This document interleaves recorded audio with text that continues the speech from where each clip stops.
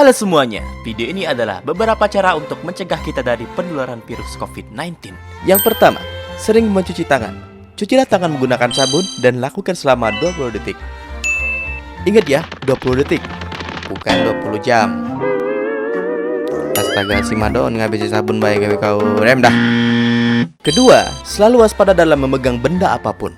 Untuk alternatifnya, gunakan siku. Ingat, menggunakan siku. Kenapa kau pakai gigi itu Madon mukanya ala kebuyang kau nih. Udah. Pemerintah memang menyuruh kita untuk di rumah aja. Namun jikalau ada kewajiban untuk keluar rumah, kita harus selalu safety. Pakai jaket, gunakan masker, dan sarung tangan.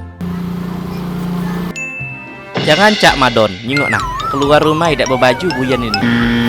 Jikalau kalian mengikuti apa yang Madon kerjakan, maka kalian akan berakhir seperti ini.